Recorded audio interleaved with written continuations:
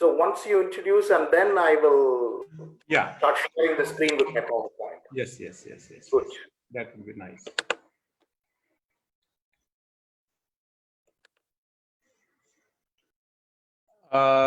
Good afternoon to all of you. Today we have a wonderful program where our dear brother Gajendran is going to talk about a very interesting topic.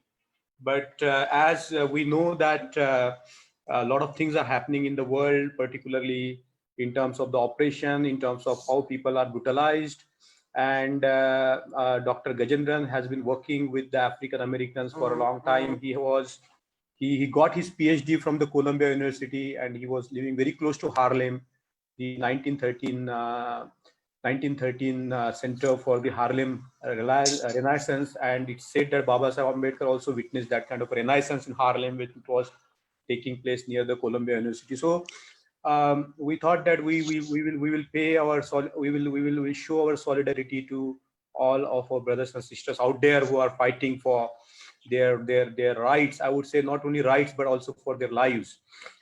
It's interesting that in Nepal on 24th May, 6 young boys were killed because of the caste operation, and their bodies they were stoned to death.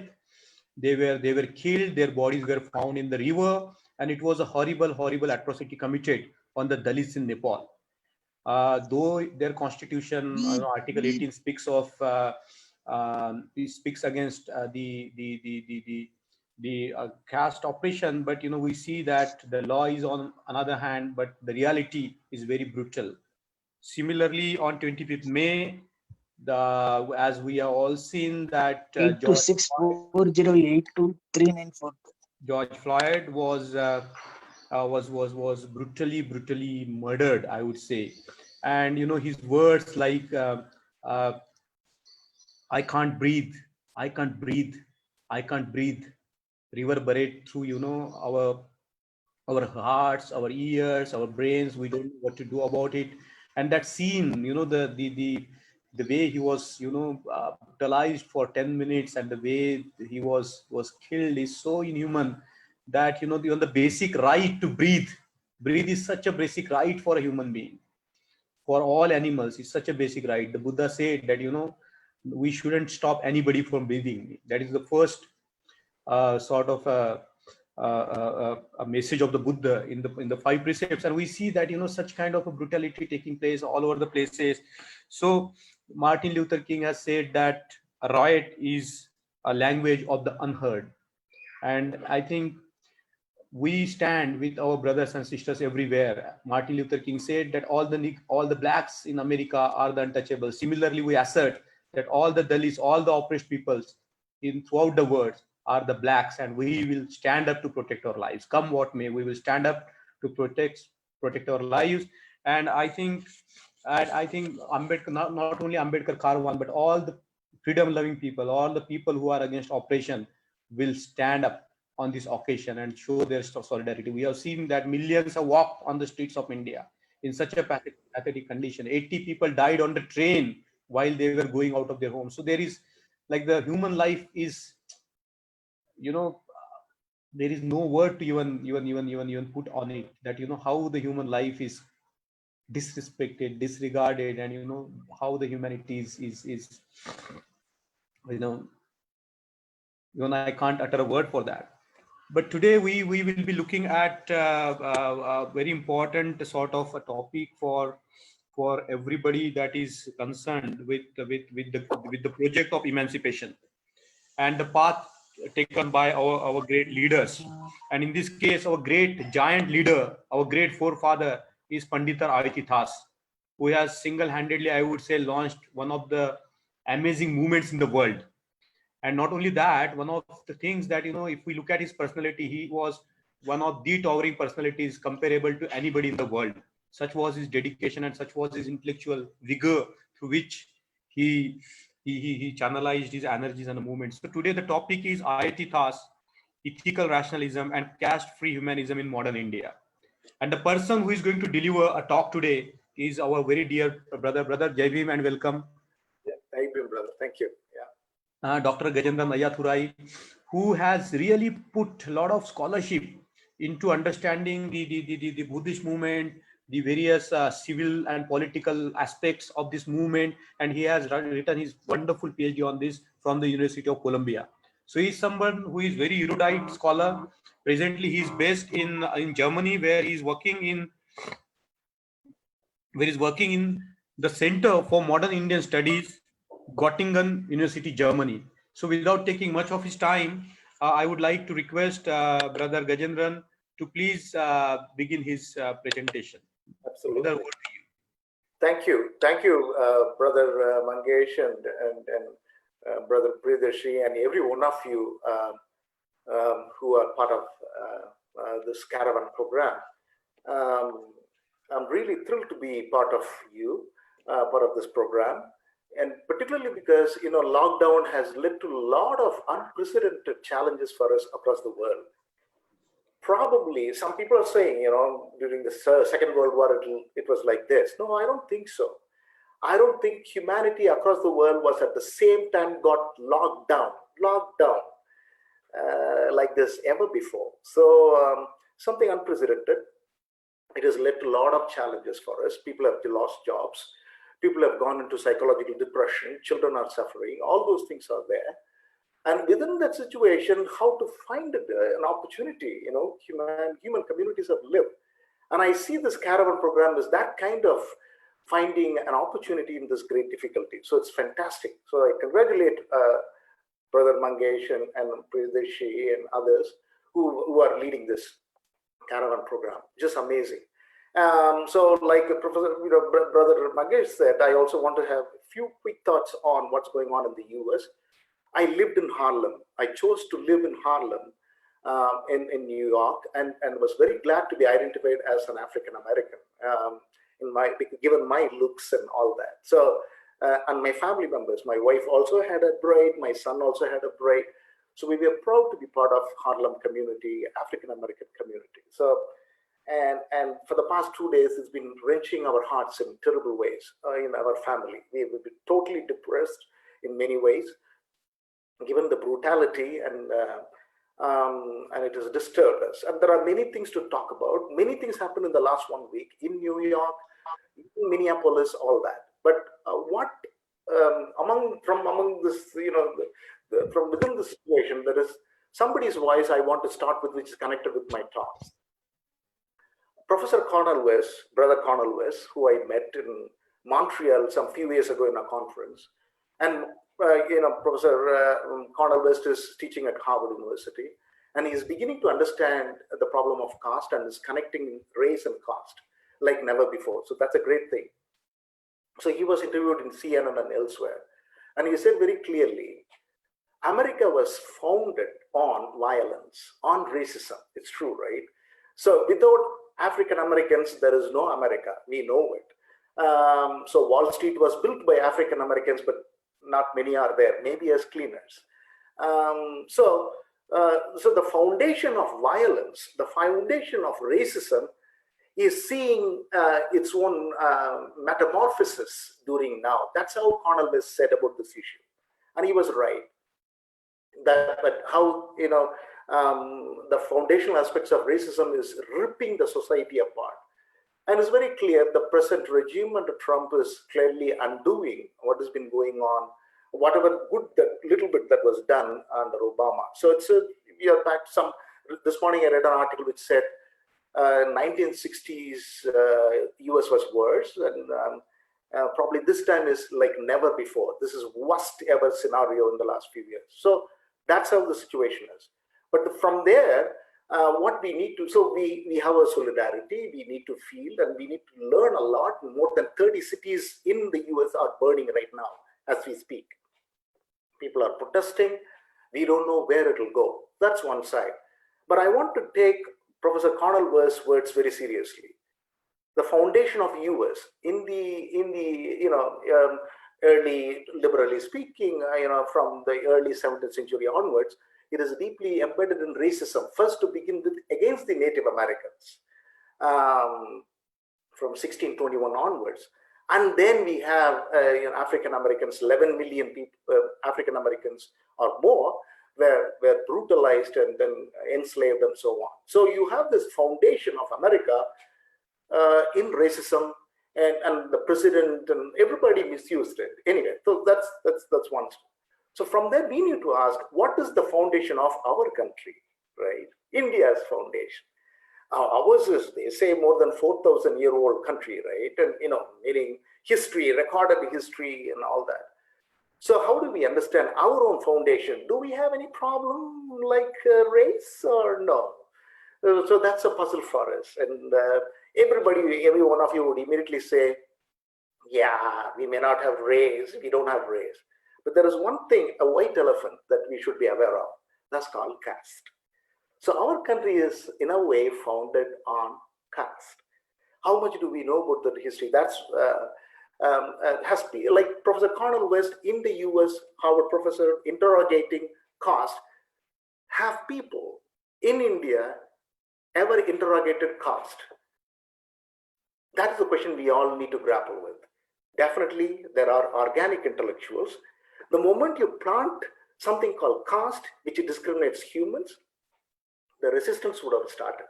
Unfortunately, we the historians, we the anthropologists don't have enough tools to unravel that. So the moment I call any one of you as lower caste, you will not keep quiet, you will resist. This is what I call in my forthcoming book as deep resistance. You resist, right? Based on many, so, but unfortunately, we don't have, like I said, many theoretical tools to unravel. But some of the organic intellectuals have done it. Not just Iyothee Thass, not just Ambedkar, not just Periyar, or not just Phule. There are many who've been doing it. We are yet to see them. Today, I want to share a little bit whatever I know about Iyothee Thass with you guys. We'll see how it goes. So, brother, I want to do the PowerPoint sharing. You can just do it. I think you are there is a permission. You can just do it. Yeah. Okay. You can share. Is it?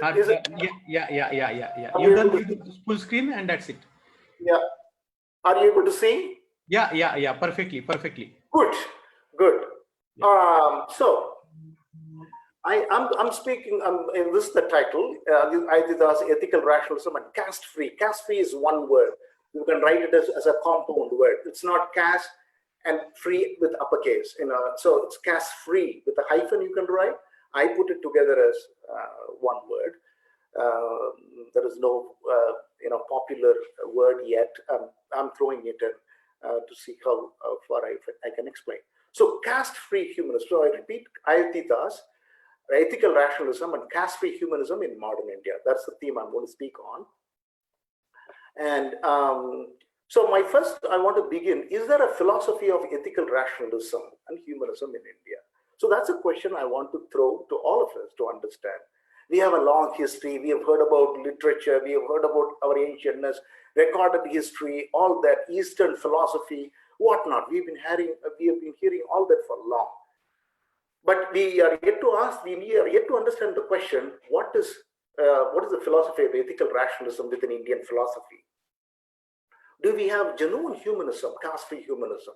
So if you ask that question, but before I go into that question, we need to understand, what do I mean by ethical rationalism? I mean, I've taught philosophy, the ancient Greek philosophy and so on. So Plato onwards, one could talk about rationalism, ethical rationalism, and then of course in the modern time, you have many other philosophers. Immanuel Kant, for instance, spoke about ethical rationalism and so on in his own way. But I'm not going into the deeper philosophical history of this concept, ethical rationalism. I am breaking it down in a very simple way for us to understand, what do I mean by ethics? What do I mean by rationalism? Combining that, I interpret the word ethical as something connected with collective, something connected with other regarding. That means, other means I'm talking about you all. I'm not the only human in the world. There are other humans in the world. I need to connect at the horizontal level, right? So that means I'm thinking about a collective mind and collective, community, and other regarding. Self-regarding, that's myself. And I'm regarding you, that is other regarding. So that is, I think, in a big way, the moment I use the word ethics, ethical, I need to respect the other human equally, not as high and low, but horizontally. That's ethical. And then what do I mean by rationalism? And many of you would probably know better than me, but I'm taking a very simple way to help with me, to understand caste and its problems. So rationalism for me is simply experience-based knowledge and practice. What do I mean? Suppose, so something like Newton, Newton observed, an apple falling. So the theory of gravitation comes. So we don't know whether God drops or not, we don't care. But when I take an apple and drop it, it falls down. That is gravitational force of the earth pulling it down. So that is very clearly, Newton is able to break it down and explain. Copernicus comes and says, no, it's not like Bible. No, it's not like other religion. It's not, it's not the earth, the center, everything else is going around. No, earth is going around the sun. Sun is the center. Copernicus was banned by the church for that, excommunicated and so on. So, but Copernicus was very clear. He went by the observation, experience-based knowledge and practice. He insisted upon. Here we are able to zoom. But for those forefathers like Newton and Copernicus, who emphasized on, not on Bible, even though they were Christians, not on any of the religious document, but on experience-based knowledge gaining and practice, clearly has given us a technology that could transform our living conditions, right? So I mean ethical rationalism, by combining the two, I need to regard the other, and I need to respect each other's problems. And through the experience and observation, I need to build a body of knowledge and practices so that all of us can thrive. That I call ethical rationalism. That's my very simple, conceptual, philosophical understanding. I stop there regarding that point. Now, humanism. There are a lot of philosophical debates. I've read with some philosophers and so on. I continue to read. Philosophy is very crucial. I've done course like epistemology at Columbia University just to break my head on philosophy. I continue to learn, but I'm keeping it as humanism in a very simple way for all of us to understand. That is, I'm not talking about the utilitarian philosophy of good old modern time, saying that utilitarian philosophy is supposed to talk about the greatest good. That means the greatest number. If there are 100 people, let's see whether 90 people can benefit. Forget about the 10 people who cannot benefit. That is the kind of the greatest good. I'm not for that. I'm not an utilitarian. I'm not for the greatest good. I am for this principle. No human should be left behind, right? So a brother may not have a hand. Do I care or no? A sister may not have a leg. Do I care or no? So unless I have a humane understanding, humanism, whether I am Christian or Muslim or believing in some local god or goddess, no care. I need to have the other regarding so that I share what I have and I care for the other sister, irrespective of the religion or culture he or she may belong to. That is the minimum denominational humanism that I have, that I think all of us should have. That's my concept of humanism. Now, from this, brothers and sisters, I'm asking the question, what is the collective other regarding experience-based knowledge and practice and the humanism of our distinguished Indian philosophy, Eastern philosophy? Please think it over. And there is a deep problem because of what I've said in the slide, caste. For me, there is no goodness of caste. Caste is a problem. So for me, caste is stroke casteism. The moment any one of you say that you belong to this caste, you are a casteist. You are a casteist and you believe in casteism. I don't think you are fit to be called a human. As simple as that. Because you're not regarding the other. So in a society that has cherished caste and casteism from ancient time, what is the element of humanism within it? Please explain, and I leave it to you at that level. And then we have Vedas and Puranas and epics. You would say, oh yeah, we have had Vedas. Yeah, sure. Let's go into Veda and ask why there is the idea of Purush is there. What does it say? Purush head is better, but the leg is dirty, therefore the untouchables. So why don't we chop off the leg of Purush and then see how does he live? take the thigh, and you guys know how, the body was divided, but this is purely a fictional creation to celebrate the head and insult the leg. Absolutely wrong. Philosophically wrong, experientially inexplainable. It is a fiction. It is a cooked up story that we have imbibed to divide people. So from there, what is the Indian philosophy of rationalism and humanism? I leave it at that. Please explore. Now, so therefore, I'm asking this question: why is there a celebration of Brahminism via Indian culture and history? What is Brahminical is Indian culture. What an Indian culture? I have a deep problem with that. Have we cared to ask this question? And why do you think we should ask this question? Is because there is no unequivocal attack on casteism, caste. There is no anti-caste philosophy or culture from the sort of Vedic tradition or something. So I've been talking about this, but do we have an example? Immediately you would say, you see, Radhakrishnan was a great philosopher. What has he done? Please read his book, a powerful book called Indian Philosophy. That's here. I put in my slide. He had 2 volumes, 1923 and 1927. I read it, and literally it is the work of a Brahmin male. And he has something called Brahminical systems of philosophy and so on, writing for hundreds of pages, he writes. And he calls it unequally Brahminical. Why would he do that? As an anti-caste man, as an anti-caste person, as somebody who's a non-Brahmin, the moment you drop the word Brahmin, I break away from you. You don't have anything to share, something good for me, because you don't regard the other. So I quit. I don't call yours as a philosophy. It is a cooking up fiction. You are cheating me. So get out, I would say. So that's Radhakrishnan. And it's a purely, by the way, Radhakrishnan was born in Tamil Nadu, place called, I think, Tirutani. And the interesting quick note about this, he hated his mother. You know why he hated his mother? It seems his mother, this I read in one of a biography, his mother had a lover, had sex with the person obviously, and conceived Radhakrishnan.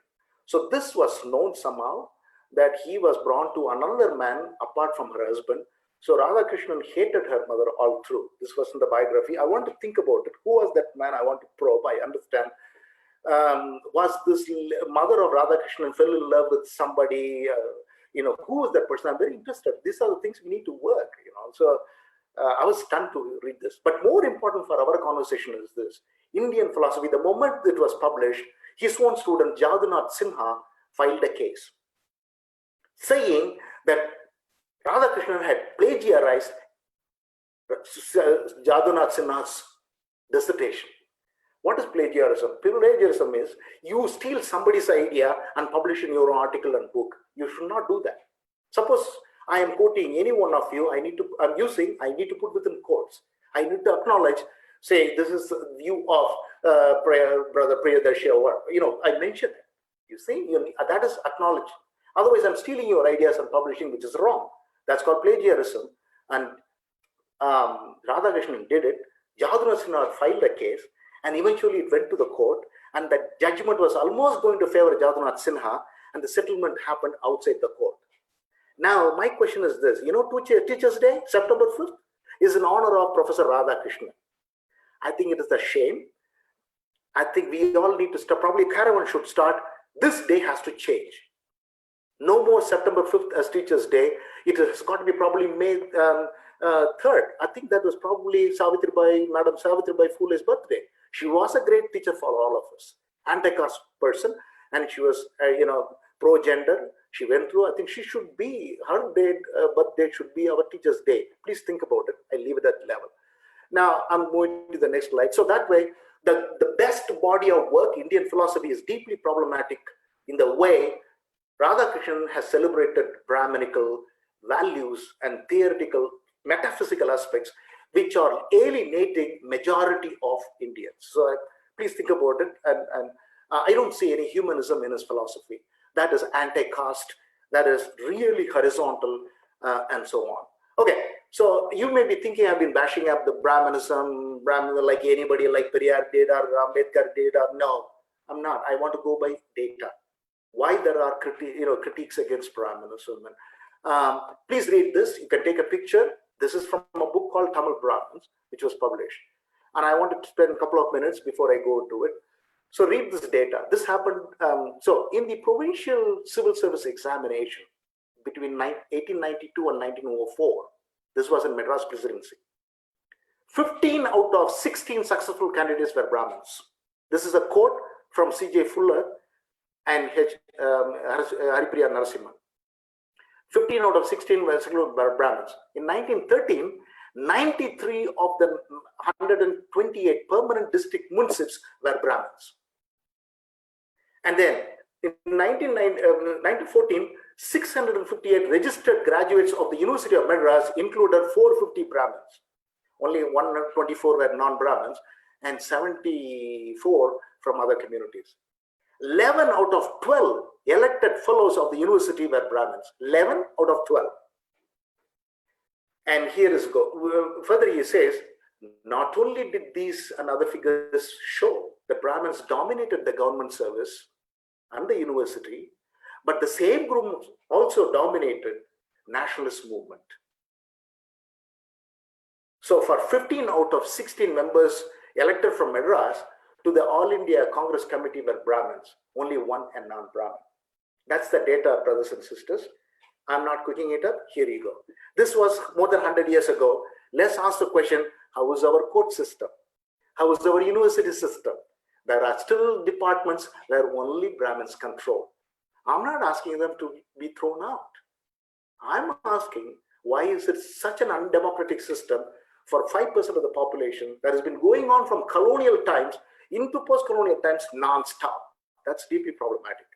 So that is, I'm not bashing Brahmin. I want the Brahmin brothers and sisters to ex-Brahminize themselves, to de-Brahminize themselves, and build a casteless community. So I'm not anti-Brahmin in the sense of physically doing annihilation of some. No, this society has to shed caste. It has oppressors and oppressed have to come together. I'm clear.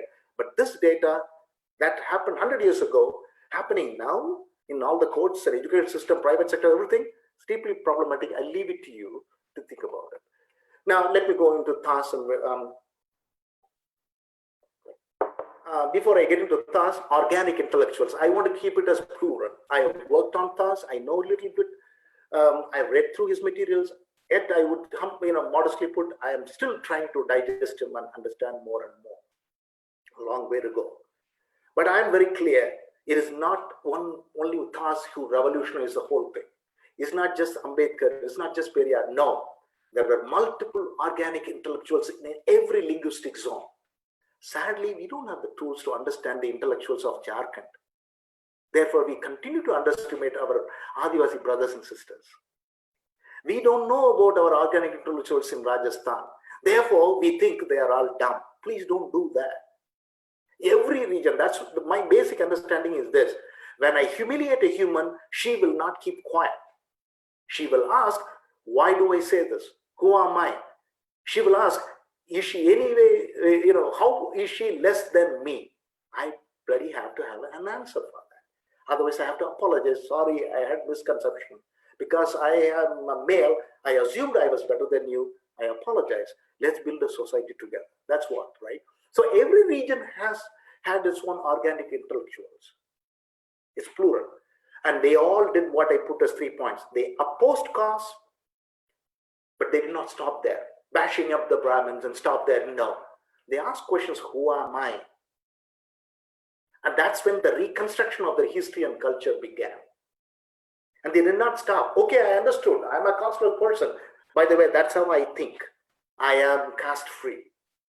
Thanks to my forefathers like Iyothee Thass, Ambedkar, Phule, multiple others who have given that knowledge to me, right?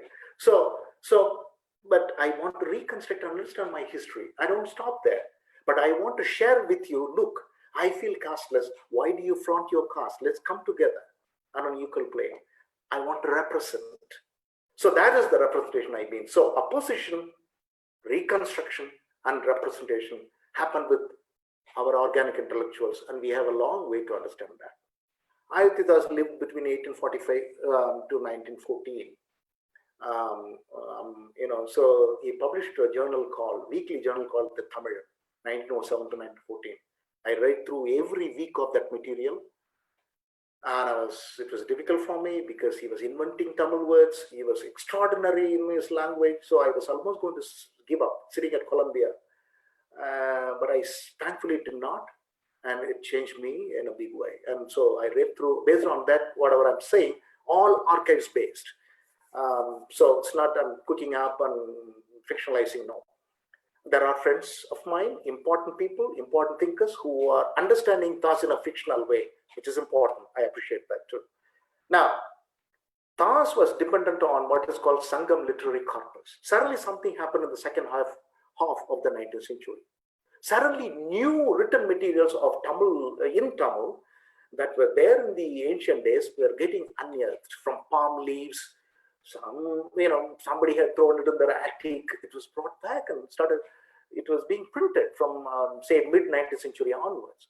So he reads that and he finds most of the text. For example, Tirukkural, by the way, I read every day. I teach my son and we translate, I teach him in Tamil, and that is, I immediately translate in English, and my son translates in German. We do the three every day, early in the morning, so that we understand something out of Tirukkural. So Tirukkural came about, and then Manimekalai, the first Buddhist work in Tamil that is connected with the early first millennium, and it talks about ordinary Buddhas. So we have an ancient Buddhist text, not celebrating the kings and queens, but simply talking about ordinary Buddhists in Tamil Nadu. Silappatikaram is a Jain text, and so on more. So Thass was stunned to discover all these materials coming out and getting printed. He poured through and asked the question, who were the Buddhists? So clearly he found out most of the people who were oppressed as lower caste and untouchables were primarily only because they were Buddhists, they were oppressed. So that's how he understood. So for him, whoever you call as untouchable is organically a Buddhist. Let's be clear. Nothing else. So you can't find a salvaging. Can we find some positive meaning out of the word achyut, positive meaning out of the word chamar, positive meaning out of the word mahar, positive meaning out of the word parayat? I think it's all a sophisticated bullshit. Don't do that. And then, that's what Thass would say, and say, no, quit it. You are a Buddhist. You were therefore branded as these by the customs. You cannot find something positive out of the category parayat or untouchable. Nothing. That's Thass' point. And he wrote very profusely on that. So, and he connected ancient, medieval, modern texts to what is called intertextually examine. That means what? There are two books. So I connect the two books to connect intertextually. For example, there are different nations, and we call it international when they come together. So you have two different texts, ancient texts and medieval texts and modern texts. Combine the three and understand, ask the question, who am I? Can I understand my history without glorifying, I belong to a great king and a queen? This is what some of the oppressed communities do. That is romanticizing the past, looking for a desperate golden age to flaunt your past as a great kings and queens. No, we don't have to. Anti-caste think that if you are simply discovering that you are an anti-caste person all along, that will suffice. That you are not an untouchable, that you are not a Shudra, that you are not a lower caste, that you've been a good human. That kind of discovery is, I think, very crucial. So Thass wrote about all this, and he attacked the Brahminical Vedas as pseudo-Brahmin Veda. That's how he attacked. Vesha Brahmana really said, these Brahmins pretend, so his name is Vesha Brahman, which I translated as pseudo-Brahmin. And Vedas were nothing but casteist perversion for him. So that's how I went about. So from this, I say the marginalized people, the moment they're, untouchable, I keep asking friends in Kerala and what about Dalit literature and so on? What Dalit literature? These guys were uneducated, our own folks, the anti-caste folks. That's what I mean by our own folks. Say that, they were uneducated and so on. I think it's totally wrong. There are folk songs, there are folk tales. People have been resisting. So they have been speaking. Do we have the tools to understand that speaking for long? They have been writing. Iyothee Thass was discovered only in the 1990s. Things that he had written 100 years ago, thanks to G. Aloysius, He's a living gift, intellectual gift for us, in many ways. He unearthed patiently and brought Thass out in the 1990s. So they were writing. Till then, for us, untouchables were ignorant, illiterate, uneducated folks. That's how we think, but they were writing. And then we have, they were mobilizing. They were mobilizing. They were not keeping quiet. They were not reading, speaking, and writing and stop there. They were mobilizing. So, for example, Thass writes, who is human in 1911. And when he didn't ask who is Dalit, he would not stand for the word Dalit because it means oppressed. You are not broken, it means broken. Why should anyone any one of you should be called as a broken person? Of course you are discriminated, but you're broken through the barriers. How should I call you? Should I still brand you as a Dalit, as a Parayan, as a Chamar, as a Bangi? No. You are a casteless, fantastic person that you are emancipating me by sharing your castelessness with me. Okay, and if I brand you as Dalit, yet another underestimating category that is. That's how I'm critiquing that category. We'll think about that. Here, Judith Butler helps me with the phrase self-narrating beings. Judith Butler, philosopher at Berkeley University, is very powerful. I learn a lot from her. So how each one of us can be self-narrating our own emancipated history, culture, religion, and all that. Okay, so Thass, quickly, what was he attacking? I want to just keep track of time. So, what was he attacking? Thass attacked Aryanism very clearly. He didn't have anything. He was frontally attacking, and why? Because he wanted to find antidotes to what I call, the Aryavarta is a current concept, right? Okay, and then Akhand Bharat. All these are still operational. The roots of it goes to the Aryan identity in a big way. People are celebrating as Aryan identity still. Hitler is still famous in in India. Okay, the other day I had a schoolmate shared me with the Hitler photo in a positive way. How could you? 70 million people died in the Second World War, and it's because of one human monster called Hitler, and who relied on Aryanism. How could you ever celebrate? And Mein Kampf, his book, is still famous in India. Atrocious. So Thass attacked Aryanism, and to understand, yes, Aryan migration occurred, Aryan invasion occurred. To understand the text, I give you a reference called Bronkhorst, Johannes Bronkhorst and M. Deshpande's work, Aryan, Non-Aryan in South Asia, Evidence, Interpretation, Idea. It's a fantastic book. I learned a lot because people were simply rejecting, no, there was no Aryan migration, so on. I wanted to know. I went and poured over myself on different Sanskritas, and I am clear, yes, there was Aryan migration. Yes, caste was a package of those guys. And that's good for me intellectually and politically. Now, Thass was also attacking Brahminism. Why did he do that? Like I showed you the quote that was around 1892.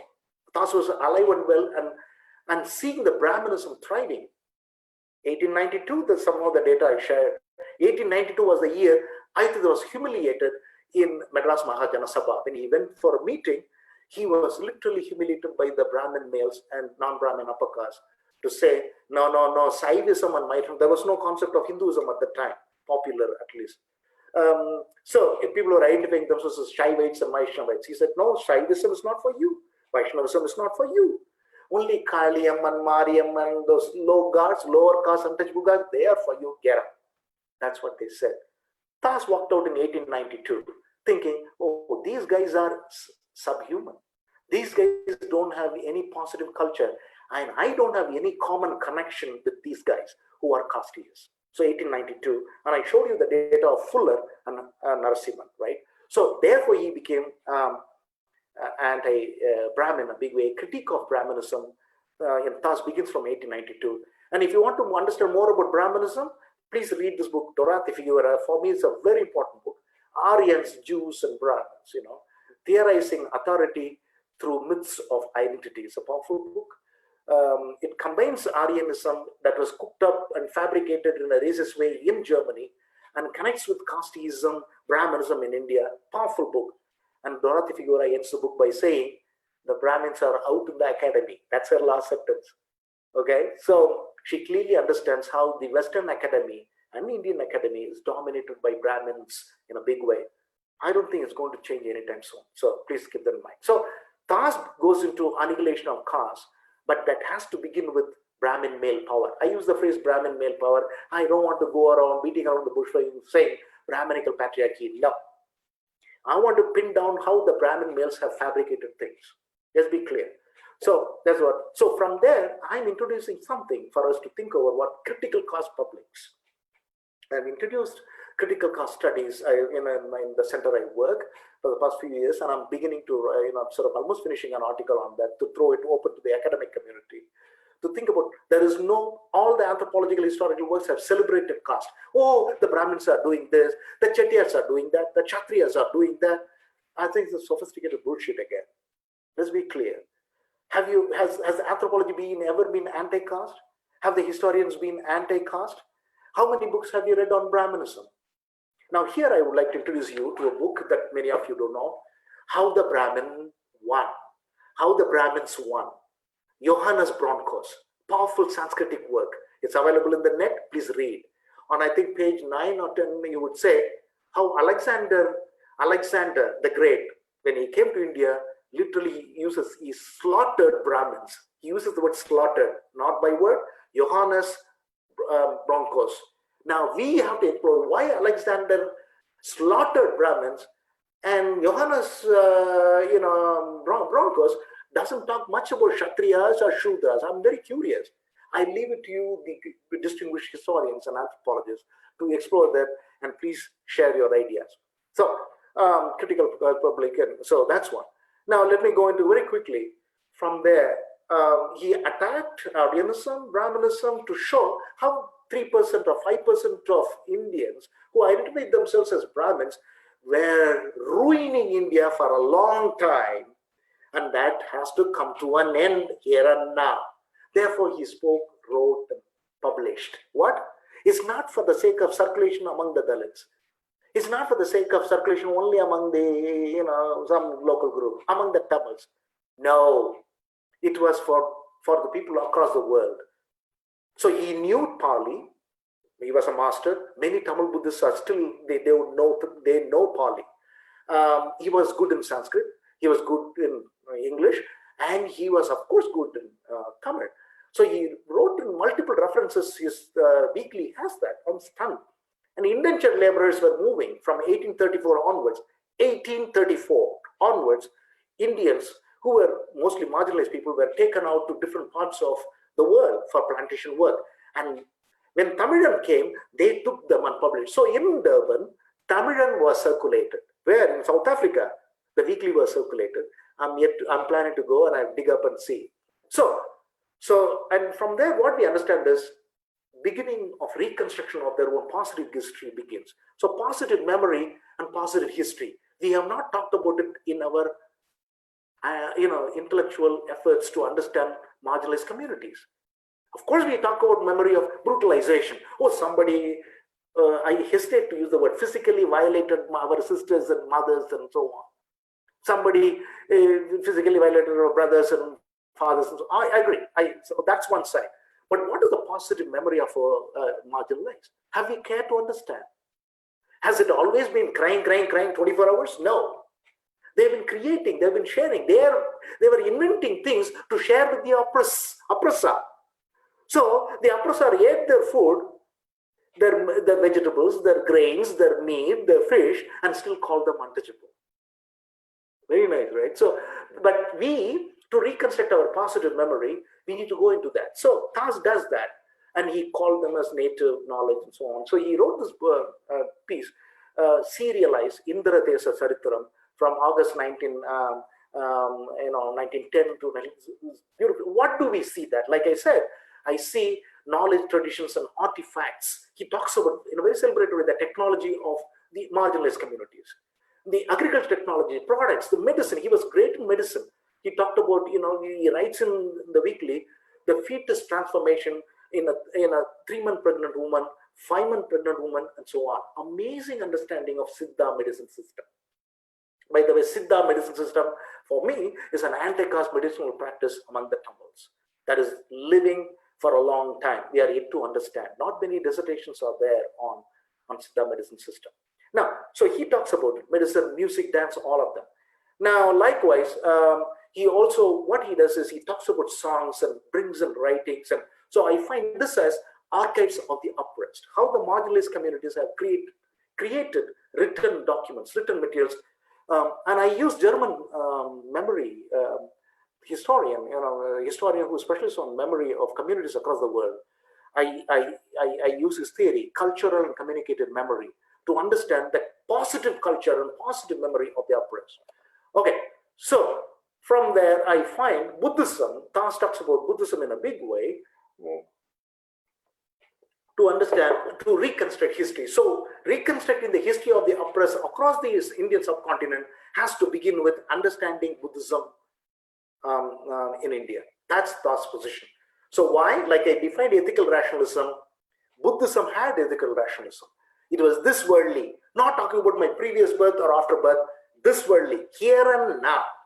Please explain things. That's what Buddhism does for him. And it is rational, reason-oriented, like Newton, like Copernicus, explaining in this world. Buddha was anti-God.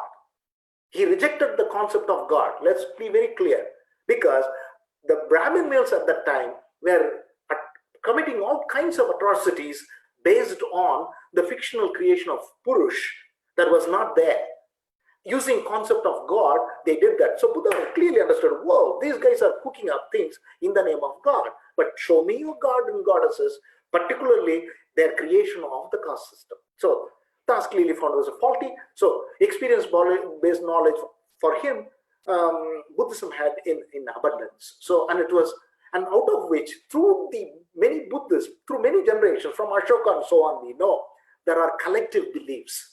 So Tamil Buddhism have these beliefs, but they are experience-based. They are experience-based knowledge systems. They are rational. They are this worldly. They have gone into the beliefs. Therefore, if you say, my great-grandfather was a Buddhist, did this, I would take it. But I will ask you to explain and tell how it is relevant, how it is other regarding, how is it ethical. If you do that, I will take it.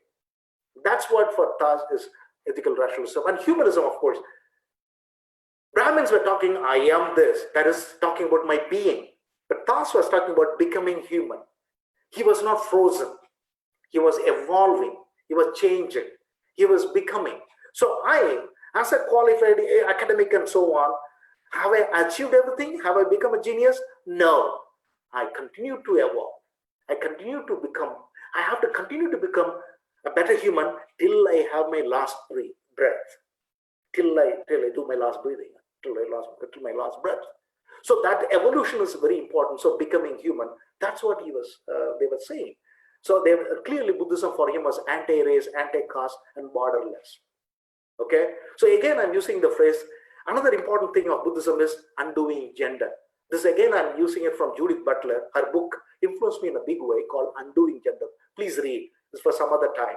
I want to celebrate Judith Butler and for the influences she has helped me to liberate myself in my own patriarchal male tendencies. Of course, I have a lot of things to still improve upon. I cannot arrogate that I am emancipated. I become a better human. I am becoming a human. Anyway, and undoing gender is don't stop with male and female. Suppose if I have a baby that is intersex, okay, that has both male and female sex organ, how will you all treat my baby? You would say, oh, Gajendran looks really good, nice. Maybe he has some sexual problem, therefore his baby is intersex. You guys would say. And you will insult my baby, intersex baby, for no fault of his or her. Why is it his or her? An intersex baby can identify either his way or her way. Judith Butler taught me through this book, Undoing Gender. So if I have a baby, intersex baby, I will not treat in any way that baby less than my male or female baby. Just be clear. I think Thass was also trying to emphasize that concept of human as expansive. So the concept of human is expansive, it's inclusive. That means few years ago, we were not talking about LGBT, okay, lesbian, women loving women, and now women loving women adopting babies. Some useless, stupid religious fellows would call it abnormal. I don't want to. If a human is trying to be, with the same sex, I need to respect that. Who am I to say, that is wrong and so on? I have friends who are having female friends, so lesbians. So that's how I learned from them that how we need to respect. So so that way, I think the concept of Buddhism open to that way. The humanism is expansive. And then, of course, for him, Buddhism is religion of the caste list. You can't be a casteist. You can't bear caste. You cannot be a Rajput and be a Buddhist. That's a contradiction.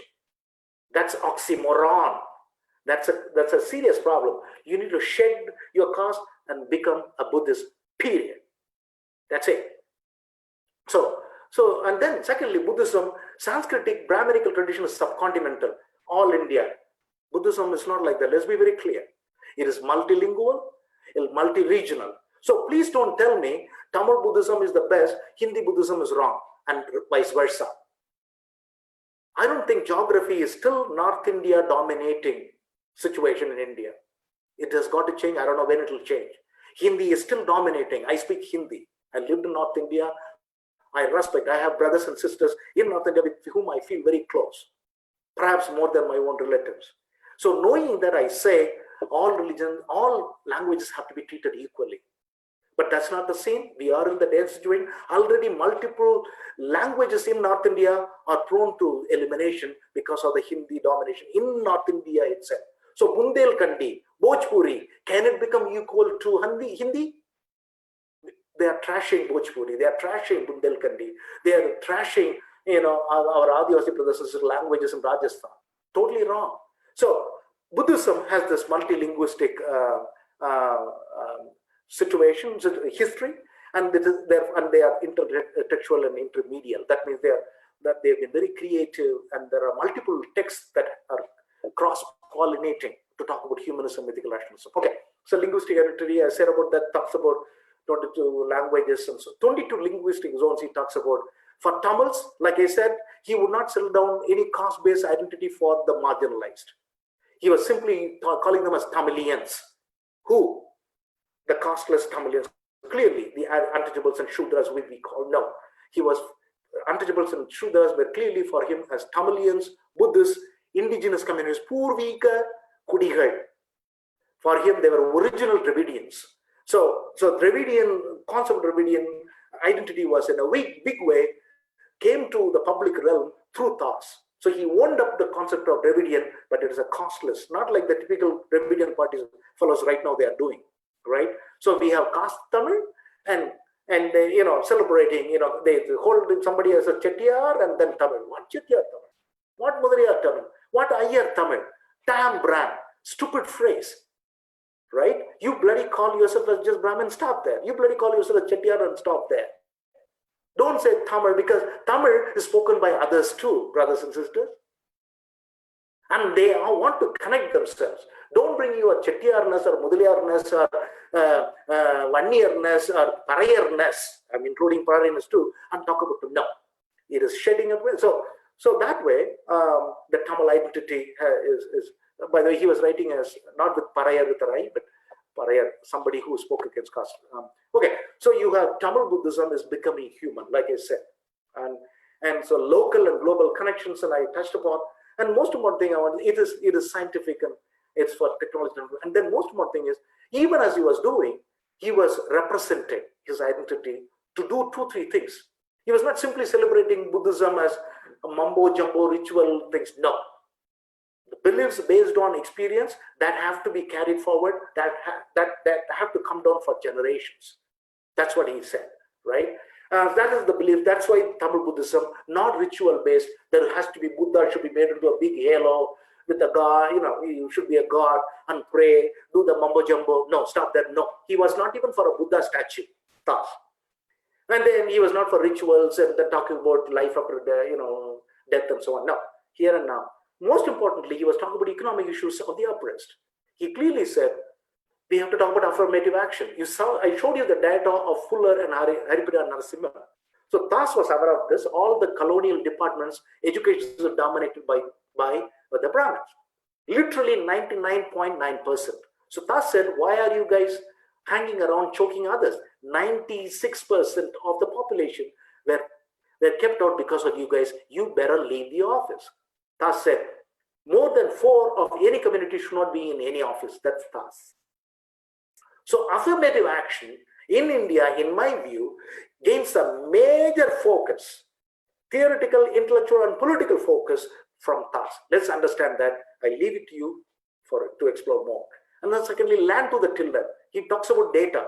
Why should somebody who works the land should not be the owner, and the dirty fellow who is sitting in some cities and exploiting the Shudras and untouchables and lower and so on should be the owner? He doesn't even enter the land, but takes away the harvest of the hardworking people. No, that has to stop. Whoever works the land should own the land. That's Thass. I think there is powerful meaning behind that, right? So land to the tiller in a way emerges from Thass. And here comes a very interesting thing. Immigration. He wanted people to quit India and go, not to quit forever. I mean, this is not say en masse leave. No, he was not saying that. Like I said, I use the word native. They are Purviga Kudigal, putting indentured program for people to go across the world and come back and support. Look at this. And so he was for indentured labor, and people went. There was one Tamilian. He went to Australia in 1875. He identified himself as the Australian. Can you believe? He was not taken to some Guyana and Suriname, where I've been. Recently, I was there doing field work in the Caribbean. But there was a guy, a Tamil Buddhist, who went to Australia in 1875. And from there, he contacts Thass, and they together create what is called the Non-Caste Dravidian Industrials Limited. Look at the title. It was not a Dalit Industrials Limited. It was not a Parayar Industrial Limited. It's called the Non-Caste Dravidians Industrials Limited. Look at the vision, 1909. And they put together money. They put 100 rupees at that time in 1909, which would be some, I think, some lakhs now. So people who had gone out repatriated money and wanted to create this without depending on the colonialists or the casteists. They created its own institution. Unfortunately, it could not come through. They didn't have the enough resources and so on. But it could not come through, it could not see the light of the day. But here you go, they tried. I think hopefully a non-caste Dravidian industrial limited comes in the future. Let's see how it goes. So critical caste feminism, thankfully, I find, what do I mean by critical caste feminism? That is, you don't separate caste and gender. Women are suffering in India because of caste. I'll give a quick example. I went through some of the Sanskritists who are writing about women in India, ancient days, medieval days, and so on.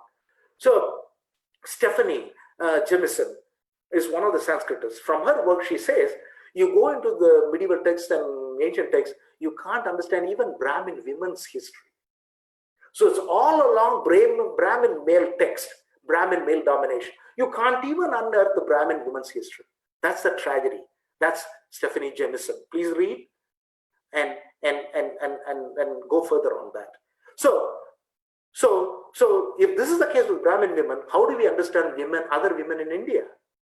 So critical caste feminism is not only attacking caste, but also talking about feminism, combining the two.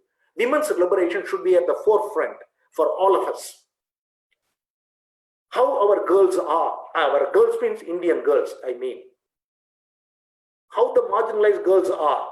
They are committing suicide right now because they prove their worth and NEET exam kills them. Recently, I read through the NEET data, more than 10,000 seats that could have gone to OBC and Dalits have been lost to the privileged caste groups. NEET was invented to prevent the marginalists from coming into medical profession. I leave it to you to decide we should have NEET or not. Critical caste feminism combines that way, gender and caste inseparably. You can't talk about critical caste and be a patriarch, male-dominating individual. No. You can't talk about, like our distinguished Brahmin feminists, that's a contradiction. Brahmin feminists, they would hold up Brahminism and talk about feminism, right? How nice. No, you can't do that. Please don't do those sisters, that kind of thing, sisters. You need to combine your anti-casteism and become a feminist. So caste and gender come together. Thankfully, my article has been approved. Soon it's going to be out. It's called Critical Caste Feminism. I'm introducing this phrase to the world for people to debate. It will be published in a few months, and I would like to share. So critical communists were part of this, and then they were attacking panditry. They were not liking it. Sexuality, they talked about sexuality. They talked about women's education, employment, sexuality. Means what? I'll give you a quick example. Children were widowed. Girls were widowed when they were 12 or 13. And then when they were widowed, because husband was 30-year-old or 40-year-old, he died. And this is a young girl, 15-year-old. Her body is strong and young and nice for her own sake. And then they were having babies. They had lovers, they had babies. And they killed the babies because others would otherwise recognize and kill these girls. So Swapreshwari Ambal, who was a very important actress of Tamil Buddhist movement, writes in 1907-98 talking about sexuality. She says, yes, the girls who are widowed will have lovers, will have babies. They will kill the babies and fall in love with other lovers and have babies, kill again and do the same. Why? It's not because they are cruel girls, cruel women. When you lose your wife, within a month you get remarried and have sex, have babies, enjoy your life. But here you go, these girls, they are widowed and you want them to keep quiet, they will not. That's how sexuality was discussed, and our distinguished feminists are yet to grapple with the feminist point of view of the oppressed girls and women in our country. Let's understand that, brothers and sisters. Good. So and Thass writes, who is responsible for the fallen condition of the women of India? It is the men themselves. That was 1912. So all of us men who've been showing our body and handsomeness, all that, we got to be careful. Most of our problems in our country are because of we, the men. We pretend to be right. The way I speak, for example, you don't know how should I be when I am alone in my room? It's a question. I don't have a clear answer, but we all need to work towards that. Okay, so Thassism, in that sense, all of us have to learn, both the academy and activists. There are some of our distinguished intellectuals who are definitely pro-Dalits. I'm not sure whether they are anti-caste. I'm not sure. And likewise, they don't want to learn from organic intellectuals. They think they have arrived. Some of my friends in Europe, in the US, suddenly they found Dalit theme as a very interesting thing to work on. They started doing it in their masters or undergrad or the PhD. They did field work, published a book, got a nice job in the US, living well. End of the matter. That how many Dalits have they taken to train in the US? How many post-colonial intellectuals we have? From the Gayatri Spivak went to US in 1966. How many non-Brahmins has she trained? How many OBCs has she trained at Columbia University? How many Dalits has she trained? It's because of that, when she came in front of me at Columbia, I turned around my face and went away. I never respected her. That's why, how many of us have quoted her work? Can the subaltern speak? We will not, because it doesn't speak to us. Right? Let's be clear. So that way, post-colonial theorists and other Indians have to learn a lot from organic intellectuals, as well as we, the activists. Let's not say, okay, let's make a big halo of Ambedkar, and I am an Ambedkar. Do you say Jai Bhim or not? You don't say Jai Bhim, you are not a good Ambedkarite. Stupidity. Ambedkar would not tolerate this. Ambedkar walked away from the meetings when others were calling him God. This happened in, I think, Kolar Goldfield. He walked away. You guys have to have radical thinking more than me. And you are celebrating me. I don't want to be part of that. You still being enslaved by Brahminical tendencies. That's Ambedkar. So let's not put a big halo, call Jai Bhim each other and undercut his philosophy. We need to radicalize Ambedkar. We need to radicalize Thass. We need to radicalize Pule. We need to radicalize Periyar. Why? We want the oppressors and the oppressed come together for a better India. Not to physically, like it is happening right now, a police officer killing Brother Floyd.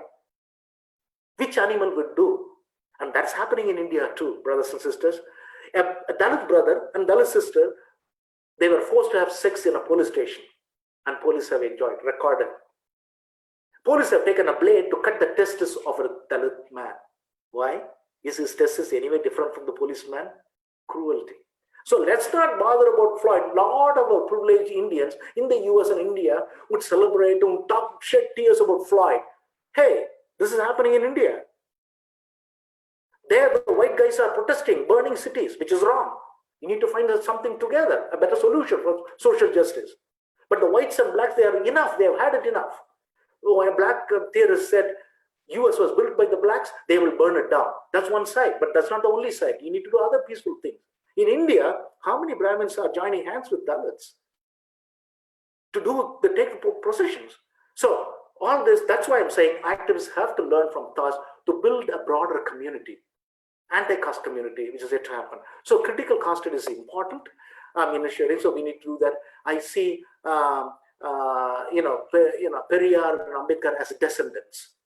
Thass himself is a descendant of a long tradition of deep resistance. That's what I'm getting into theoretically and philosophically.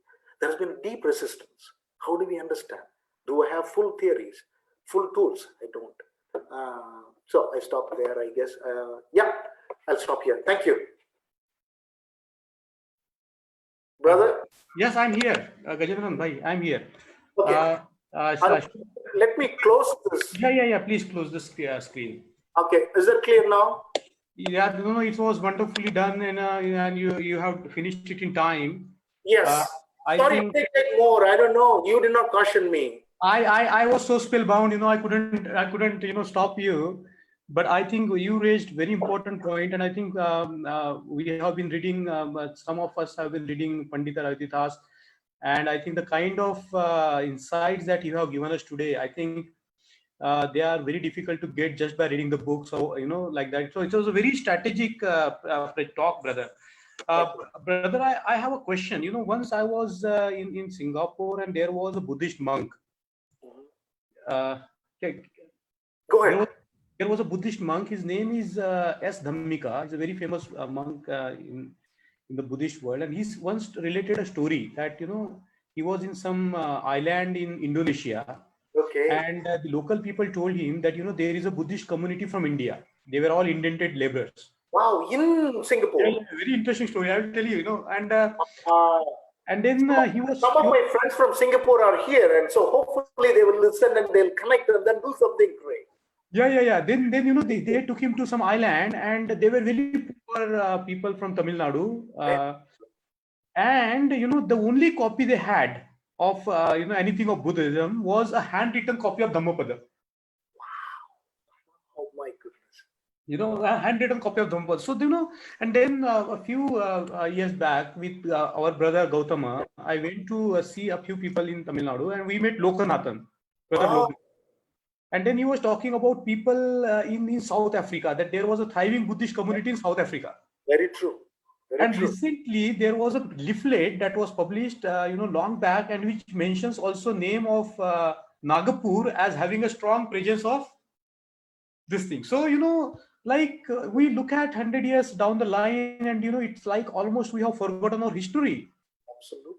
The movement was internationalized, the movement was nationalized, and people were all over the places, and the magazine Tamilian was reaching out to South Africa, Malaysia, Singapore, and you today mentioned about Australia. So brother, tell us, how internationalization of the movement is of essence, and how do we revive this internationalization of the thought processes that our forefathers have brought into play, like Pandita Iyothee Thass, Baba Saheb Ambedkar, even Phule was an internationalist. So please throw light on how we can strategize the internationalization of this intellectual tradition, bringing people from not only from Indian origin, but as you said, African Americans and Burra communities from America. I think what you spoke today is so relevant to people who are you are striving for humanism. So brother, this is a comment and a question. Thank you. Go ahead. I'm waiting for your question. So how do we internationalize these thought processes? How we build this solidarity? Okay, two things, brother. In fact, my next project is going to be on understanding the Indian diaspora. I'm getting into that. Okay. And I did fieldwork in the Caribbean recently before lockdown and so on, and I'm going to go there again. And this is a long history. It's a long history. 1833, racism and slavery. Slavery was bad. 1833. So the colonial powers reinvented slavery through indentured labor.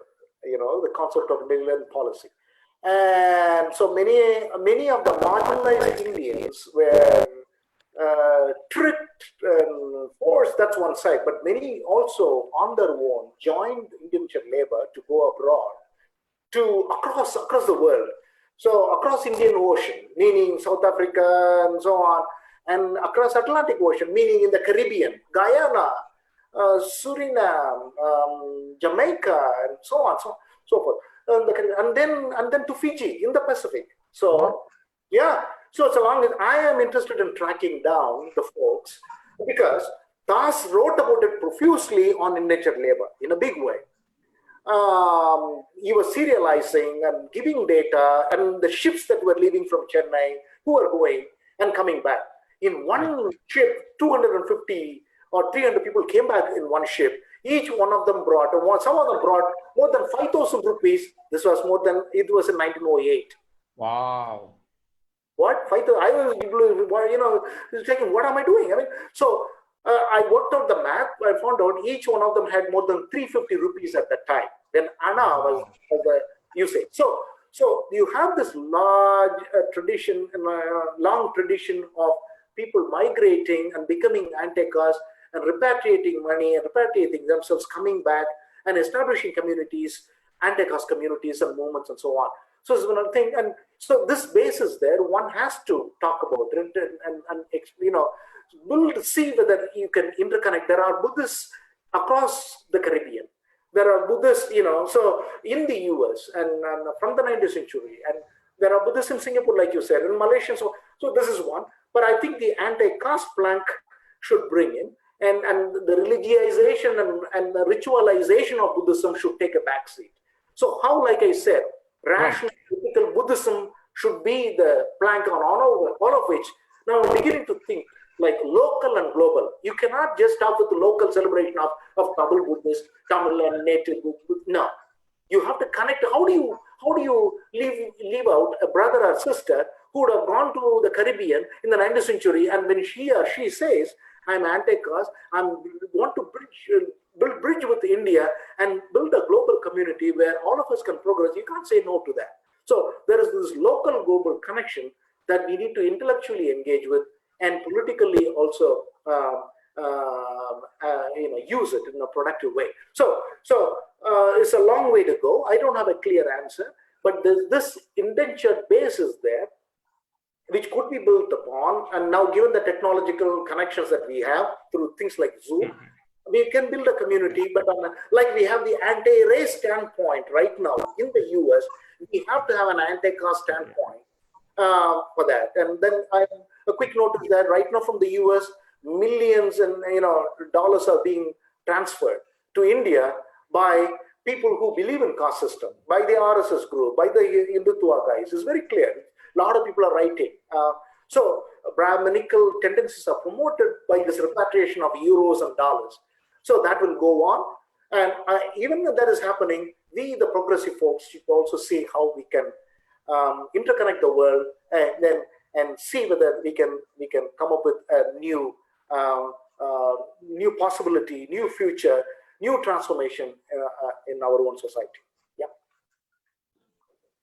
Brother, this is just a question to you about you are very impressed with Judith Butler, and she has her unique way on democracy and Buddhism. And in one of her works, she says that the greatest principle, a democratic principle, is based on the reality that we all are breathing, and just becoming mindful of that basic fact that every human being around us is breathing, but not only human beings, but all the animals are breathing, and there is this very beautiful concept in Buddhism to be mindful of your own breathing, and at the same text say that we should be also mindful that other people are also breathing similarly. And if we can connect on this very basic level that we are all breathing together, and if we can share that experience together, then she says that is the highest democratic principle. Absolutely. So can you throw some light on, I think that's a personal question, but can you throw some light on, how Buddhism can, create, as you said, the rational ethical humanism, ethical rationalism and humanism and all. Correct. And I think there is a huge possibility of relating this kind of democratization of the world through this kind of, basis connecting organic intellectuals, academic intellectuals. So, how we connect these all intellectual resources together? Exactly. This is tough. I don't have a quick, clear answer yet. I'm still thinking. My introduction into Buddhism, of course, before I read Thass, I had read Ambedkar's points of view, Buddha and his Dhamma, and so on. Learned a lot of that's a major text that influenced me.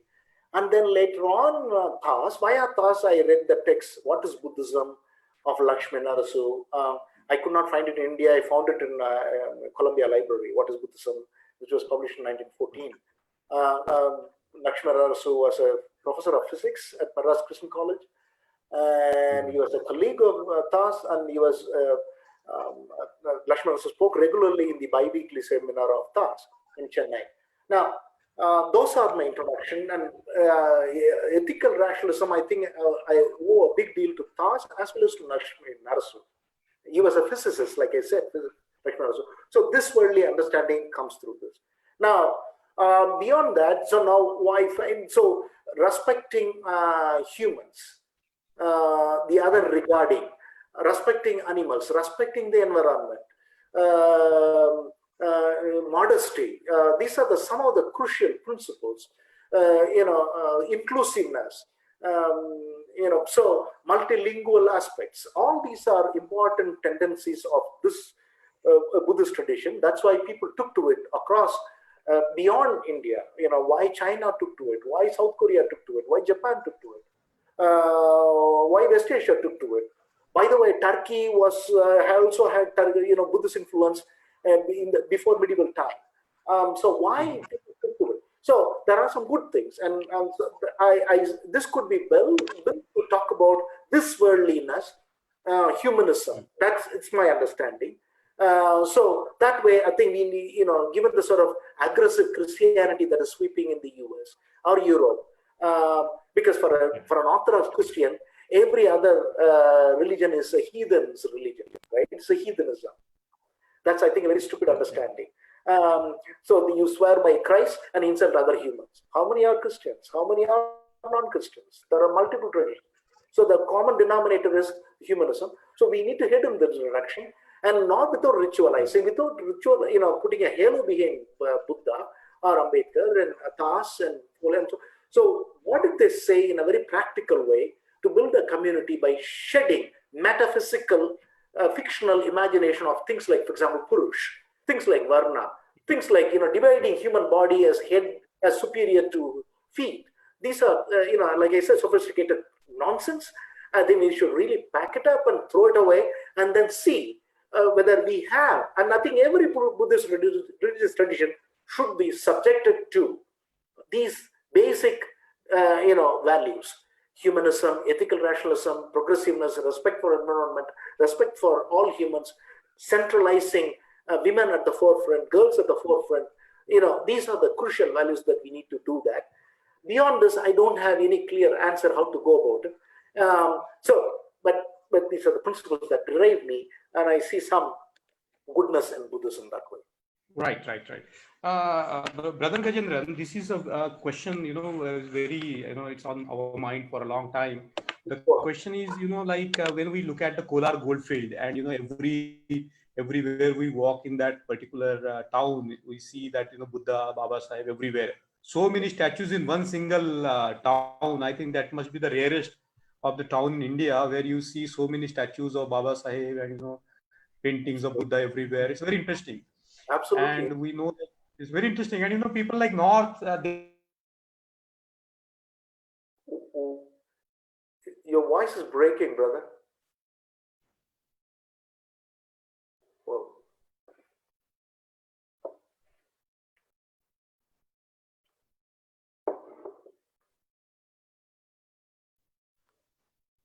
I guess we lost him. Yes, no problem. Yeah. No problem. Mangesh, you there, or shall I go ahead with one of the question which is maybe you should, brother. Let Mangesh brother join us. You go ahead. Here you go. Yeah. Good.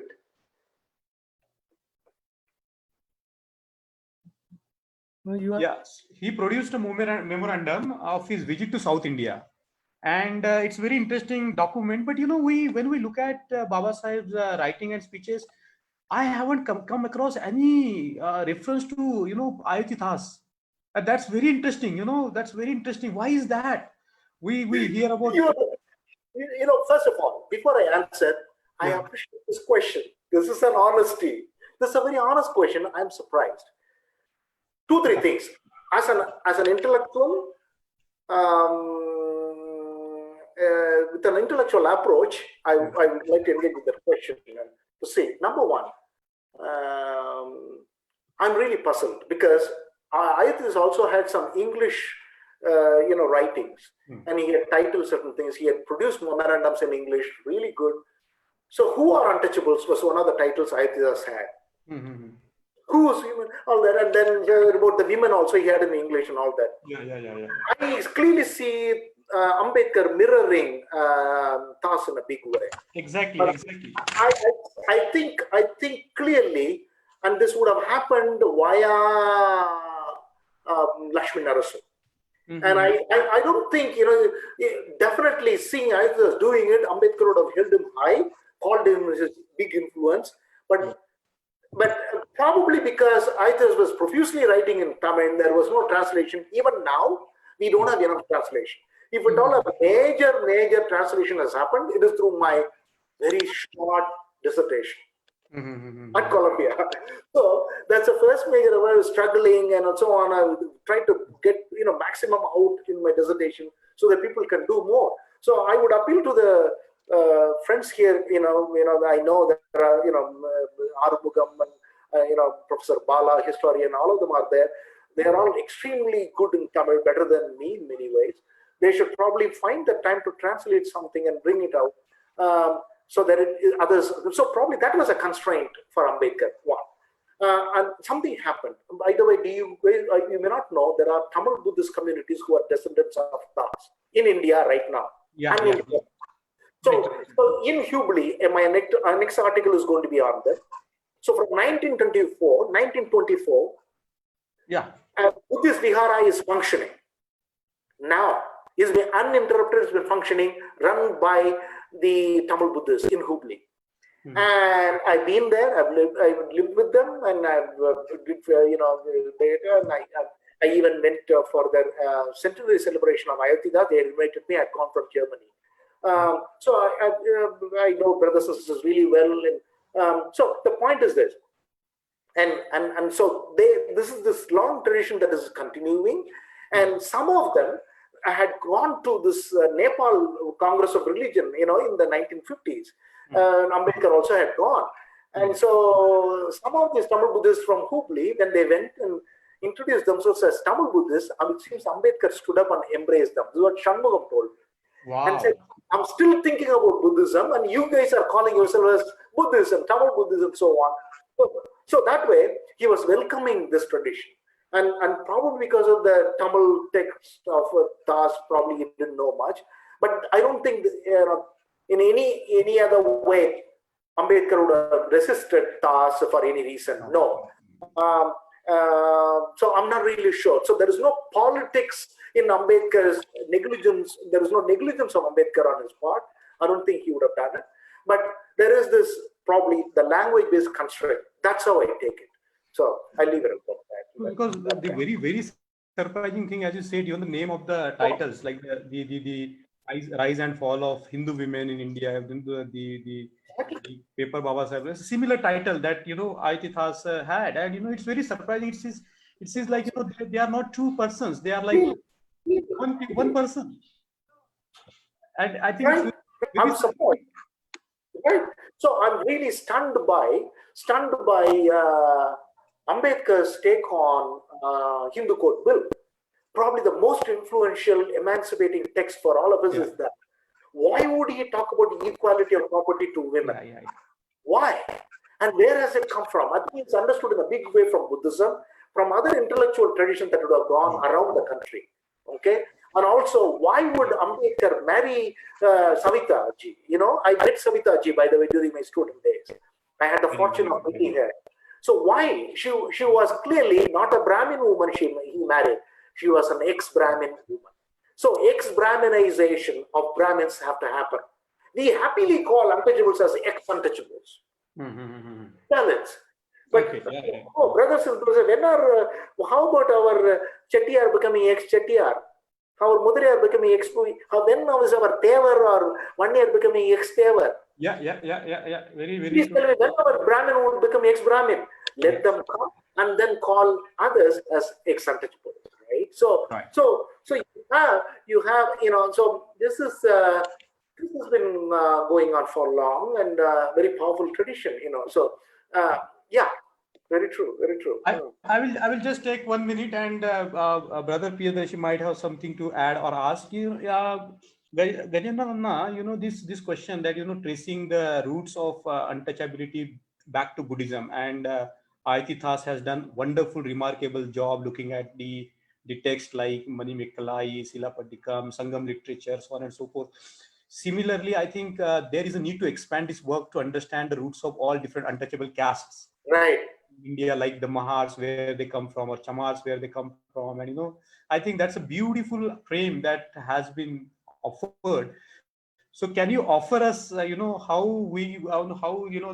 different communities throughout India can go and do this kind of a textual analysis, frame analysis of the text, Exactly. Yeah. available?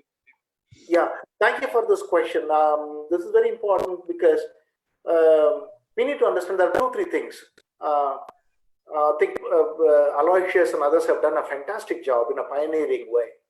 I owe a big deal to Aloysius to this understanding. Number one, any Indian can become a casteless person. Is proved in a big way by existing life of Aloysius himself. That's why he without him Thass wouldn't have come. I've read others talking about Thass in the 70s, 80s, and so on. Digging up the entire body of work of Thass, Tamilan, and bringing it out, the credit goes to Aloysius in a big way. So he was an anti-caste person in a big way. He still lives that way in Tamil Nadu. Now, why am I referring to is this?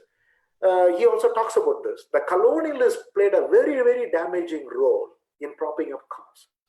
Not many of us know. The colonialists who had come, they had known only Persian. They did not know Sanskrit. They did not know any other language. They were trained in Persian in England, in Cambridge, in Cambridge University or Oxford. They came with that language and then invent Sanskrit, dig up Sanskrit. From mid-18th century onwards, you find the production of Brahminical texts and translation in English, immediately translated to French, immediately translated into German. It goes on. So when this was going on, you find from the census, we find, this is one side. So from mid-18th century, Brahminical texts were given major importance by who? By the Brahmin males. So Brahmin males sitting in Calcutta are churning out and teaching Sanskrit in their own cooked up way to the white males. So the white males happily translate within few months in English, within few months it translated to German, within few months in French, and that's how it spread. So Schopenhauer or Nietzsche, German philosopher, they were looking at India from those Brahmin male texts. That's why Nietzsche sadly celebrated a Brahmin male too. Anyway, so that is one side. The other side is the census. From 1871 onwards, British introduced census to clearly impose caste, taking ideas from the Brahmins, but very vital Brahmin males, vital role in this, pointing out, oh, that's a Chamar, that's a Bangi, this is a Vanya, this is a Nada, that's a, that's a Yadav. That's how they went about. So Brahmin males played a very vital role in colluding with the colonialists to produce caste, to shape up caste. So what was fluid became solid. So through the census from 1871. And from then onwards, we have rigidification of caste identities. Let's be clear. Now, Yadav would celebrate as a Yadav identity. Kurmi would celebrate as a Kurmi. A Mahar would celebrate as Mahar. So in a way, it is kind of shaped from then onwards. A Parayar would celebrate Parayar identity, Vandi, and so on. So that way you cannot, if you go into the history of Manyars or Nadars or Tevars, beyond a point you cannot go. It's very, very, very, all the marginalized communities could be in the same plane, right? So you cannot rebuild a 1 year history. You cannot rebuild a wider history. You can fictionalize. like the Purush, like the Brahminical history. So concrete history is always interconnected with many communities at the grassroots level. Yeah. So so how people exchange knowledge and products and so on, that is a history I think we should rebuild. See the archives, folk tales, folk songs, the products that people made. I think we need to rebuild, and how communities that were Shudraized, Dalitized, they were together and so on. So that is a kind of a positive history where people could be interconnected, and definitely Yadavaizing history beyond the few decades would be deeply problematic. You will be on a murky water. So I went around in Tamil Nadu collecting the books from each and every temple, famous temples. So they would go very precisely for the, say 200, 300 centuries. After that, they would say, Rama came and danced with Sita here. That's what they would say. You see, that becomes murky because they don't have that.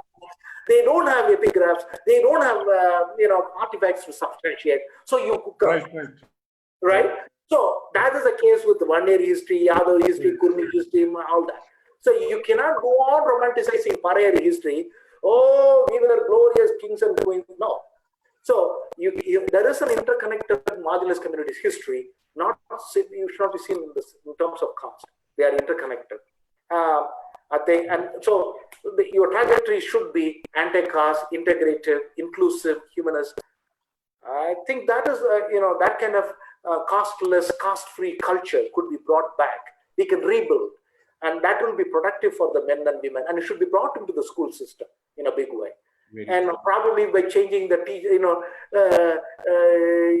what is that Teachers' Day, from the plagiarized person's day.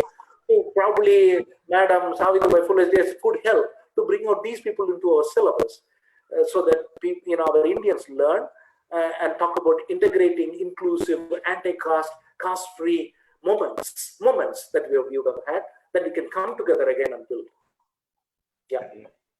Priyadarshi? Yeah.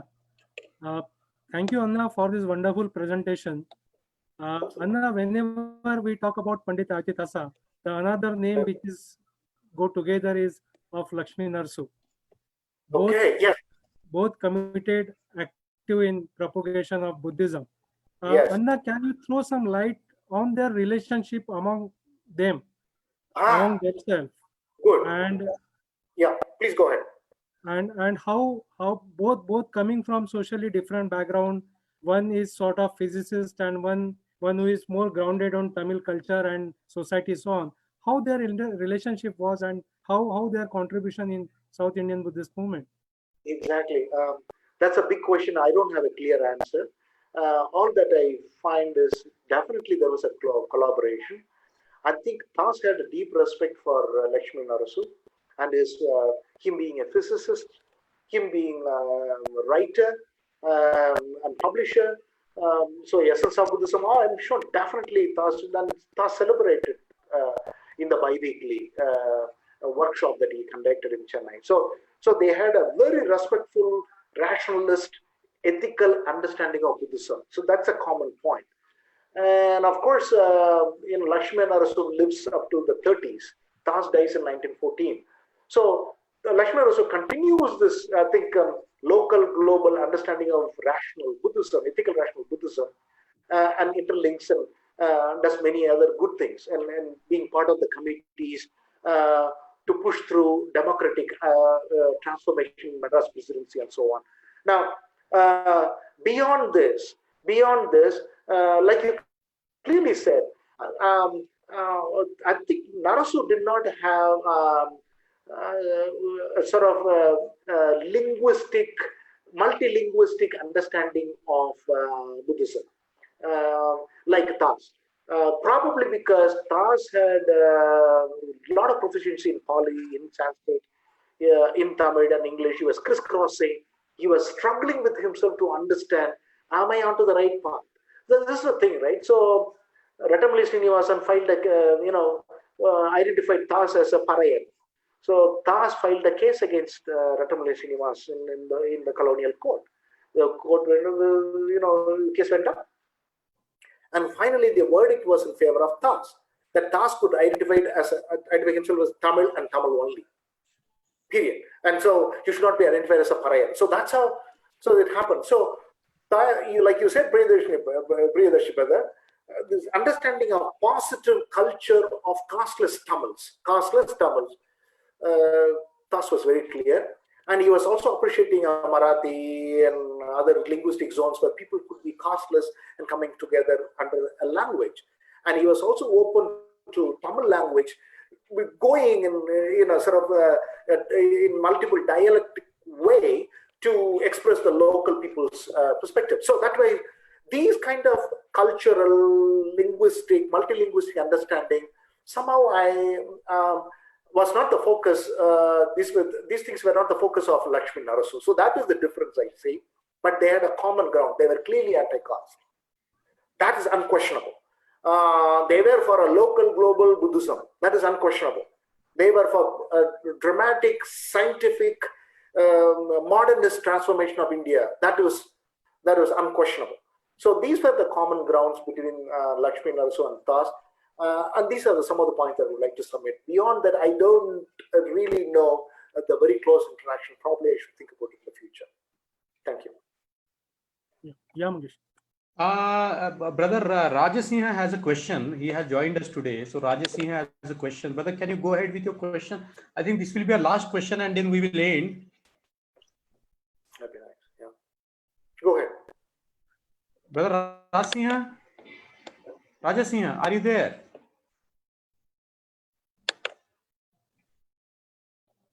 Because he sent a message that okay, Rajasingha is okay, brother. Please ask. So, Yes. can you have any words about Sivaraj Pillai and Madurai Pillai, Meenambal? Yes. These are some of the iconic in Dalit movements or Right. related actors. Right. Let me be And very another thing, the Ratamali Srinivasan and Iyothee Thass, sir, they are relatives, no? They are. Yeah, go ahead. Yeah. So any more question? Please go ahead. Only that. Why they differ then in this context? Like they are not supposed to call us Dalit, or he is different from Ratamali Srinivasan. Why it is happening? I mean to admit, brother, I don't know much about this debate. Sorry, I'm still learning. Unless I know them, I read them very closely, see the archives, I will not be able to quickly answer. But I do not know. I must admit. So I know them. They were pioneers in their own way, and they were, great icons. And they had multiple debates. I'm yet to enter into that. It's a long way to go. I don't want to jump into conclusions. Sorry. Okay. Thank you. No problem. No problem. So here we comes to the end of our today's talk. But before we end, I would like to request Brother Gajendran to have a few minutes to conclude his very vibrant presentation and the way he has answered. So brother, 2-3 minutes for your concluding remarks. No. I think you deserve that, brother. So, what I feel? I feel warm. I'm very glad all of you took the time. I know people from different continents are seeing or have been part of this. I know some of my friends are in the middle of the night right now. So I thank you all, and I've tried my best to put it across with whatever little bit I know through my reading, critical reading. I don't have I don't have a clear answer. I'm still evolving, but definitely it has me reading Thass and multiple other anti-caste icons has helped me to self-emancipate myself. And I recommend you really reading such great pioneers such as Phule, Thass, Savitribai, and Muktabai Salve, and many others, and connect with our pioneering. When I say our, means progressive anti-caste intellectuals who have gone before us, learn, and not just romanticize them, celebrate them, ritualize them, but take from each and everybody. They are all humans. They all have their follies.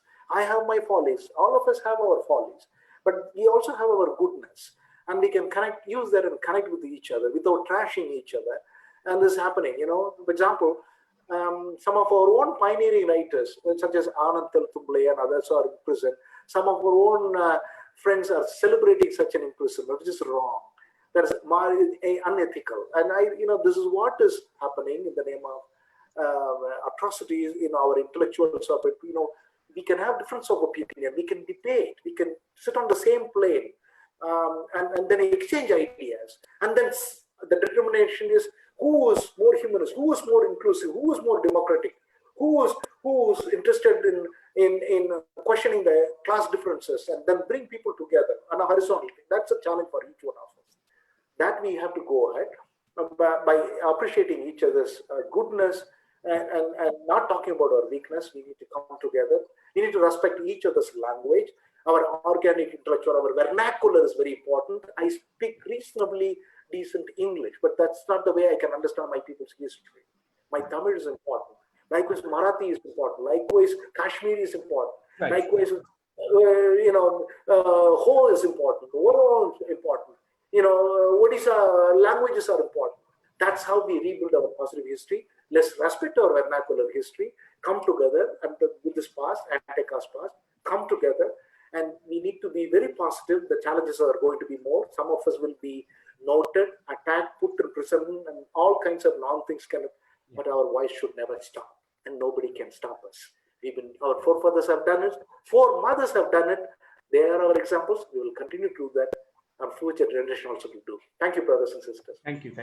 Our voices should not be stopped. We should not be afraid. We should go forward, because there are pioneers of our great life. I would say because of this, I see a great continuity between what brother has just expounded. It was a wonderful presentation, full of energy and intellectual vigor. And also such a complex matter has been, very simply put forth by Brother Gajendran. And I think it was one of, very vibrant session. And I think we have to keep up with this legacy of continuous dialogues between us. We got our limitations, our shortcomings, we got our goodness, but we can definitely share all the goodness that we have in our hearts. And we can really work on whatever weaknesses we have, and really forge a community that is intellectually stimulating, that's intellectually honest, and that's intellectually transforming. I think these very beautiful messages that Brother Gajendran has given us today. I think amazing. Thank you, Anna, for being here. And there are a lot of people, a lot of questions, and a lot of admiration for what you have done today. Thank you. We are looking forward to listening to your work on diaspora, and we'd like to have those networks in place, so that we have a very huge awakening and network, so that we can fight any problem that our communities will face now and in the future. With this, we conclude today. But before we conclude today, let me have one announcement. Tomorrow, Akash Singh Rathore, who has written a wonderful book on Baba Saheb Ambedkar's preamble. It's called Ambedkar's Preamble, and he has really gone into the historical material and also the Constitutional Assembly debates. It's a very important book, I think. And I think tomorrow, 3 o'clock, we are going to meet Akash Singh Rathore and understand how Indian preamble is actually Ambedkar's preamble, and what kind of values that he has brought into play, and how we can look at the history of Indian Constitution vis-a-vis the rule of Baba Saheb Ambedkar, not just as Brother Gajendran was saying, that heroize him, but actually looking at the efforts and the ideas. I think that's a wonderful thing. So thank you all today. Thank you, Brother Gajendran, and thank you all the audience. See you soon. Thank you. Absolutely. Thank you, brother. Bye-bye.